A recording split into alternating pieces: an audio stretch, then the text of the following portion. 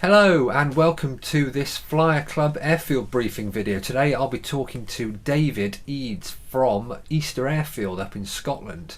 Now these videos are obviously available for everybody to watch, but they accompany our Flyer Club free landing vouchers. So if you want to take part and visit these airfields that we're talking to, you've got to join the club for just £7.50 per quarter. There's loads of great benefits, including discounts from retailers, all the landing fees themselves. We've got books, we've got other content. Will save you money in the long run, or in the short run in fact. So if you want to find out more and to join, just click the link in the description below and you can head on over to the flyer.co.uk website and join. So now let's have a chat with David and find out more about Easter Airfield. So can you first just tell us a bit about the history of Easter Airfield? Well, Easter was created in about 2008. David Munro, who owns the airfield, has lived on Easter Ariki Farm for some 30 years, and he persuaded the farmer to allow him to build an airstrip on what was the edge of the old Fern aerodrome. And it was full of rubble and concrete and old buildings. And as far as farmland went, it wasn't viable, and the farmer allowed them to have it. And he went in and he spent hours, nights and weekends with diggers and bulldozers, and he produced an airfield. It started off under the 28-day rule, but then he went for full planning consent, and we got planning consent with certain conditions that we couldn't do training, we couldn't fly after certain hours. But after 10 years, we reapplied and said, we've operated for 10 years, can we have these conditions removed? So now we can do more or less anything we want to. That's fantastic. And it seems to be quite a busy and popular airfield. Are you a good stepping stone for getting around the northern tip of Scotland as well? Well, yeah. Freedom Aviation down at Kemble, they use us a lot when they're doing their aerial adventures. They come to us and they'll go from us to Tingwall and then across to Norway. They come up with our building people. They'll bring people up for sort of adventure flying around the mountains and the islands and base at Easter. We don't have fuel, but Freedom have got their own fuel on the airfield, which makes us a perfect base for them. Brilliant. And so one of the big things when looking at Easter on the chart is the range and the danger area. So can you for people who look at that and might be a bit intimidated and put off. People say, "Oh, you're in a danger area." Well, yes, we are, but because the RAF doesn't do very much these days, they can't afford the fuel and they can't afford the bombs.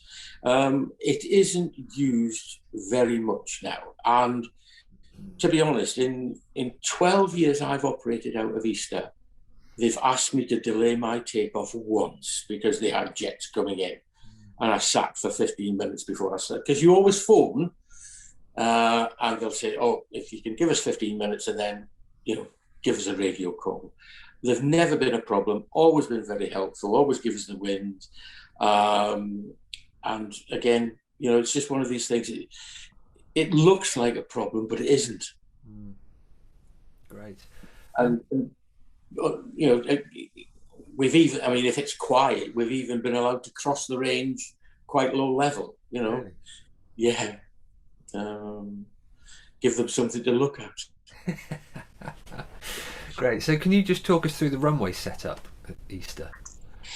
We are 2406. We've got 900 meters. At this time of year, we've really only got 700 because the western end does get a bit damp, so we don't recommend using it. The first 700 meters from the 06 end is no problem at all. So when we're using it in the winter, when we're coming in 2-4, we just land after the windsock, and it still gives us 700 meters. Right. We've got loads of parking, no problem at all. I mean, we've parked, I think, 68 aircraft one day that are flying. Yeah. There's an obstacle as you approach 2-4. To the left-hand side, there's a fairly big windmill, but it's well off the centre line, and it's a great landmark, to be honest. I mean, it shows people where the runway is. Yeah, great. Are there any noise abatement areas or sensitive areas that people need to be? There is one sensitive area which is marked on the chart for Sky Demon. It's actually circulated. Mrs. Smith's white bungalow, as you're taking off on 2-4 or approaching on 06, avoid it. She gets very upset if we fly over her house. But she does complain sometimes, saying that we've overflown her house, and we check Sky Demon tracks, and even I've had video footage when she accused me of doing it. I flew near to her house, but I didn't fly over it. I was very careful not to. But you get the odd person who forget, and they'll go straight ahead on takeoff and go right over the top of it. And David will get a text, "That plane's come over my house." So we live with it. Brilliant. So talk about the aircraft that are based there. Have you got a big fleet? Not yet. We've currently got, let me count that. I share a Cherokee 180 with David Monroe, the owner. We've got a Fournier. We've got a Sky Ranger. We've got a Flex Wing, and Mark's currently actually building a SD Mini Sport. Nice. Which he's progressing well with. There's his NS 601, his NS 701. There's a Grumman AA5 and a Eurofox. Okay. And everybody's hangared, and there are 2 more hangars in the planning process at the moment. And I believe the owners of them each have a glass star. So we're hoping by May, COVID permitting, the hangars will be up and we'll have 2 more residents. Marvellous. That's great. One question which has just sprung into my mind is, lots of people talk about the area, the Moray coast along to Elgin and Lossy, as having its own kind of microclimate. Yeah. Is there anything... Are you inside that, or are you kind of more of the... No, we get this pocket of weather, and it's often better than forecast. The only time I'd be concerned if you've got fairly strong winds from the south, you can get rota. It comes up over the Cairngorms and kind of rolls, and it does get a bit nasty. But other than that, we're usually okay. You mentioned, or one of you mentioned, about shepherd's huts. Oh, yes. So can you tell us a bit about that and any other amenities that are at the airfield? Well, David and I each bought a shepherd's hut last year with the thought that we could let it out to visiting pilots, etc. Of course, it didn't happen. We will do it this year if we're allowed to, but sadly with the announcement yesterday that it doesn't look like anything's going to happen till maybe mid-May or June as far as accommodation goes up here. But you can fly in and stay in the huts. You can walk down to the village at Ballintor, where there's a famous piece of artwork called The Mermaid of the North. There's a decent enough spa shop there. There's a pub there. There's accommodation there. There's also a couple of other accommodation providers. The old control tower at Fern, HMS Owl, they do Airbnb, which is a 5-minute walk from the airfield. Oh, right. The view from the top of the tower, which is one of the guest rooms, is just spectacular. Yeah, that sounds great. People can come and visit for the day. Do you offer overnight hangarage or that kind of thing if the We weather's looking dodgy? we don't offer hangarage, but if somebody came overnight that had, say, a fabric aircraft which couldn't stay overnight, David and I would take the Cherokee out, put the covers on it, and allow the visitor into our hangar. It's not something we sort of advertise. We don't have spare hangar space at all. We'd love to have it, but it's like everything else. It's down to costs. Yeah. I mean, we've started with, we've now got 8 hangars starting from scratch, which I don't think you guys down south realise the problem we've got, because it's different building regulations. Right. A polytunnel hangar in England doesn't need planning, doesn't need a building warrant. In Scotland, it needs planning, it needs a building warrant, and part of the building warrant, it requires a structural engineering report, which is another couple of £1,000, just to say, yeah, this isn't going to fall down. Now, if you're using it to grow tomatoes, you don't need the report. But if exactly the same building is being used to house an aircraft, it needs a report. The joys of planning. Yeah. Brilliant. So what kind of messages would you have for people to encourage them to come up and visit? Well, I mean, we're well placed for anyone who either wants to, you've got a couple of routes. You can come up the west coast via Glenforsa, Oban, up the Great Glen, or coming, obviously you can come straight up mid-country, but the Cairngorms does worry quite a lot of people. And the other route is round the coast to Aberdeen and along the Moray coast. And then you've just got a short stretch of water to cross over into Easter Ross. Yep. And from us, you can go carry on up to Lamholm in Orkney. I mean, that's a very friendly strip up there. Obviously, you've got the high Isle airports at Wick and Kirkwall, where there's fuel available. But their landing fees, I think, are 21.05 for a PA-28 size aircraft. Inverness isn't overly GA friendly because they insist on compulsory handling at an additional £25, right, which is a shame. Yeah, so talking about the routes, what's your favourite? What's the most picturesque? Which route do you like? Oh, down the Great Glen, without a doubt. Yeah, I mean, if you're going south, down the Great Glen, hangar left at Fort William, carry on down past Oban, and either you can carry on to the south of England, or you can go straight on and into Northern Ireland. I mean, from us to say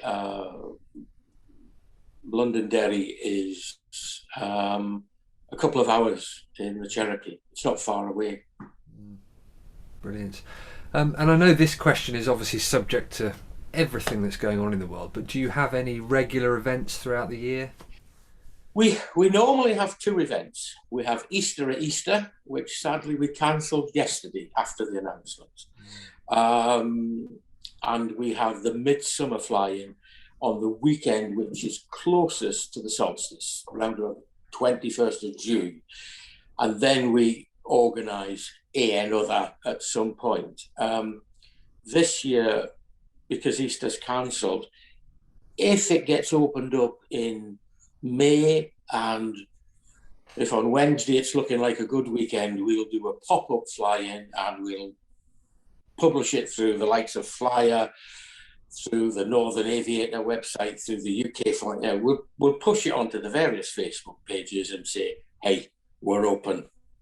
And we did that last year. As soon as they opened us up, we did a bring your own we did the Yogi Bear fly. You had to bring your own picnic and be socially distanced. And the furthest guy came from Gamston, really? Just for someone to go. Yeah. He flew from Gamston, had his picnic and went home again. But he was just desperate to go flying. I think that will happen this year. Yeah, there'll probably be a lot of people in that situation. Talking about the Midsummer fly-in, what time is sunset up there? Well, it isn't really. It doesn't really get dark. You could probably take off at 11:30 and land at 12:30, and without much difficulty if it was a clear day. I mean, but it doesn't really get dark at midsummer. But at the other end of the scale, in the middle of winter, we only get a couple of hours daylight. But midsummer is beautiful up here. It really is. Have you got any final bits of advice for people who want to come and visit, or any final tips of things? Well, I mean, don't be frightened of it. I mean, we had one chap who came up. He'd learned to fly at Gloucester. Because Gloucester's got 3 runways, one of them's always into wind, and they're all tarmac. And when he came to Easter, it was the first time he'd ever landed on grass, and he'd ever landed in a crosswind. I mean, it wasn't huge, but he said, this is an education, which people talk about grass runways. Well, David Munro, he's a bit OCD about his runway, and I would put it up with some of the tarmac runways, they're a bit worn. He looks after his runway; it's in good condition. He grass cuts it every couple of weeks in the summer. It's like a billiard table. So people say, "Oh, I've only got small wheels." It's not a problem. We've never had an issue, and we've had most types in. Anything to do with aviation, David's keen on. He just likes to see aeroplanes about the place and people enjoying themselves. I mean, it's a very relaxed atmosphere. If you wear a high-vis vest, it's £100 fine. Good.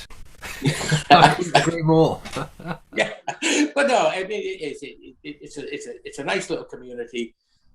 David's a pilot himself, so it's all about enjoyment. There's always tea and coffee available. We've got a toilet block there, so obviously it's the first thing people need when folk come off a journey. He's quite happy for people to camp overnight. Some people. I mean, we've had groups like the Flying Farmers. We've had Fly UK. I think the PFA rally, or the PFA. Sorry, I keep saying PFA. It's LAA around Britain is due to drop into us as part of their tour. Anything that flies is welcome. Marvellous. Great. Well, thank you very much for giving us that background briefing. It sounds like a great place to visit. So, okay. Well, thank you very much, and come up. When they open us up, come up here. Come on. Fantastic. All right. That's all the message we need. Thank you very much, David. All right. Thank you. Take care. Bye. Bye-bye.